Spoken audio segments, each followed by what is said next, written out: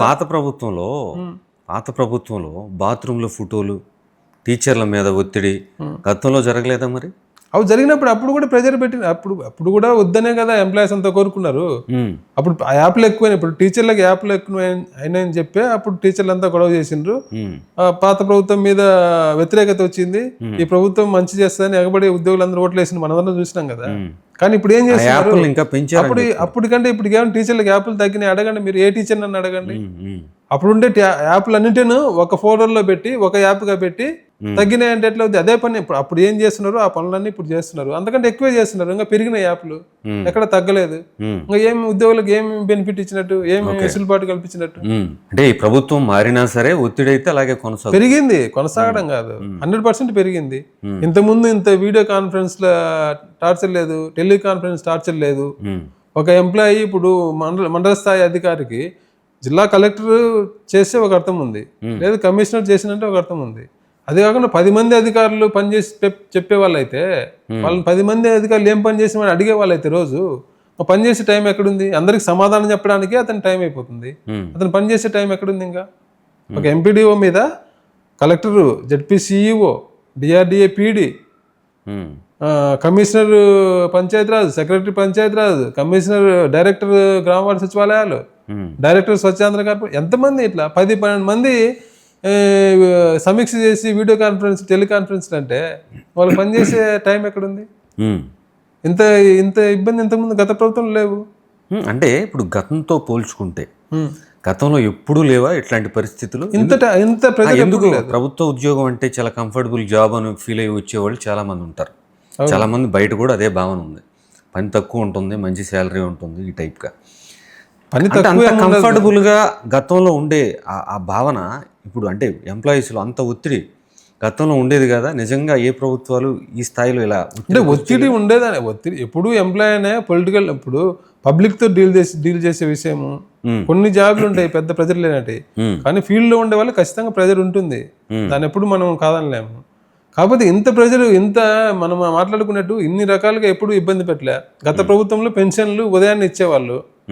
ఇప్పుడు ఆ వార్డులో వాలంటీర్ ఉండేవాడు, వాలంటీర్ వెసులుబాటు కోసం ఉదయాన్నే 6 గంటలకు పోయి ఇచ్చేవాడు. ప్రభుత్వం 6 గంటలకు ఇమ్మని ఎప్పుడు చెప్పలే. ఏంటంటే వాలంటీర్, అది వాలంటీర్ చేసే జాబ్. అతను ఈ పని ఏదంటే చేసి మళ్ళీ అతను రెగ్యులర్ రోజువారీ డ్యూటీ ఏదైనా ఉంటే చేసుకుంటాడు. ఆ వెసులుబాటు కోసం అతని పని అతను చేసుకోవడం కోసం ఉదయాన్నే అర్లీ మార్నింగ్ వెళ్ళి ఈ పని ఏదైతే వాలంటీర్ పని ఉందో అది పోయి 5 గంటలకు 6 గంటలకు వాళ్ళు ఆ వార్డులో ఉండి అతనికి అనుకూలంగా ఉండే 10 మంది 20 మంది ఉంటారు అతని కంట్రోల్లో.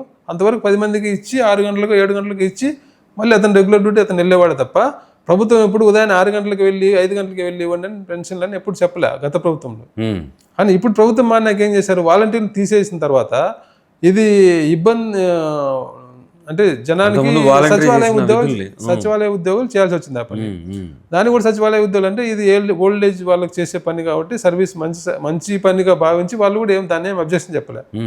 కానీ ఉదయం 5 గంటలకి వెళ్ళి ఇవ్వాలంటే గతంలో 6 గంటలకు ఇచ్చేవాళ్ళు కాబట్టి వాళ్ళకంటే ముందు 5 గంటలకు వెళ్ళి ఇవ్వాలంటే అది ఎంప్లాయీస్ని ఎంత ఇబ్బంది పెట్టడం.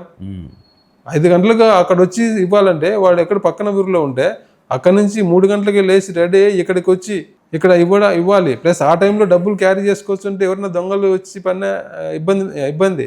ప్లస్ లేడీస్ ఎక్కువ ఉన్నారు సచివాలయ ఉద్యోగులు. లేడీస్ ఉద్యోగులు ఆ టైంలో ట్రావెల్ చేయాలంటే కష్టం. ప్లస్ వచ్చినాక ఇంటికి వెళ్ళి ఉదయాన్నే 5 గంటలకు వెళ్ళి తలుపు కొడితే అందరు ఎవడు నిద్రలో ఉంటాడు. నిద్రలో వెళ్ళి ఎవరో బయటకు తలుపు కొట్టి తలుపు తీసి ఆ టైంలో లేడీస్ పరిస్థితి ఎంత ఎంబ్రాసింగ్ ఉంటుంది. ఎన్ని ఆలోచించకుండా 5 గంటలకు వెళ్ళి పెన్షన్ ఇవ్వండి అంటే అది నేను ఆ రోజు ఒకరు గట్టిగా మాట్లాడుతూ సచివాలయ ఉద్యోగుల సమస్యలు ప్రస్తావించారు. ఆ సమస్యలు అలాగే కొనసాగుతున్నాయా? 100%. ఈ గవర్నమెంట్ వచ్చిన సచివాలయ ఉద్యోగులు ఒక్క సమస్య, ఒక్క ప్రమోషన్ ఇష్యూ కానీ సర్వీస్ రూల్స్ ఇష్యూ కానీ ఏది ఇంతవరకు ఏం పరిష్కారం కాదు. ఈ పని పరంగా ఒత్తిడి పెరిగింది తప్ప వాళ్ళకి రావాల్సిన బెనిఫిట్స్, వాళ్ళు అడిగే నోషనల్ ఇంక్రిమెంట్స్ గురించి కానీ, ప్రమోషన్ ఛానల్స్ గురించి కానీ, సర్వీస్ రూల్స్ గురించి కానీ అలాంటివి ఏవి ఈ ప్రభుత్వం. కొందరికి జాబ్ చార్ట్ ఇంప్లిమెంటేషన్ ప్రాబ్లమ్స్ కూడా ఉన్నాయి. శానిటేషన్ వాళ్ళను మేస్త్రీల కింద చూస్తున్నారు. వాళ్ళకి ఏదైతే జాబ్ చార్ట్ ఉందో శానిటేషన్ ఎంప్లాయీస్కు ఆ జాబ్ చార్ట్ ప్రకారం పనులు చేయించకుండా అక్కడ ఉండే వాళ్ళు వాళ్ళకి ఇష్టం వచ్చిన పనులు చెప్తున్నారు. ఈ రకంగా చాలా సమస్యలు ఉన్నాయి. ఒక్కొక్కటి అది కొత్తగా వచ్చిన వ్యవస్థ. వ్యవస్థలో సమస్యలు కామన్, అది ఇంప్లిమెంటేషన్లో వచ్చే ఇబ్బందులు దృష్టిలో పెట్టుకుని అప్పుడు కొన్ని సమస్యలు వస్తుంటాయి. వాటి మీద ప్రభుత్వం ఎప్పుడు ఇంతవరకు సానుకూలంగా ఒక సమస్యను పరిష్కరించింది లేదు. కాకపోతే వర్క్ పరంగా అయితే వాళ్ళని చాలా ఇబ్బంది పెడుతుంది. ఇప్పుడు మనం మాట్లాడుకున్నట్టు అన్ని రకాలుగా వాళ్ళను వాలంటీర్ని తీసేసి వాళ్ళని ఇంటింటికి వెళ్ళి స్టిక్కర్లు అంటించేది, ఇంటింటికి వెళ్ళి వాట్సాప్ గవర్నమెంట్స్ మీద అవగాహన కల్పించడం అని, ఇట్లా ఏదైనా గతంలో వాలంటీర్ చేసే ప్రతి పని ఇప్పుడు వెళ్తూ చేస్తున్నారు. దాంతో టైం లిమిట్ లేకుండా చేస్తున్నారు. ఆదివారం లేదు, వర్కింగ్ అవర్స్ లేదు, రాత్రి లేదు, అట్లా. ఇది ఖచ్చితంగా ఎంత ఇబ్బంది ఉంటుంది. ముఖ్యంగా లేడీస్కి ఎంత ప్రెజర్ ఉంటుంది. వాళ్ళు ఆఫీస్లో పని చేసుకోవాలి, ఇంటి పని అంతా వాళ్ళు చేసుకోవాలి కదా, ఫ్యామిలీని వాళ్ళే రన్ చేయాలి కదా, వాళ్ళకి ఎంత ప్రెజర్ ఉంటుంది. అందుకే ఎక్కువ లేడీస్ చాలా సచివాలయ ఉద్యోగులు చాలా ఇబ్బంది పడుతున్నారు.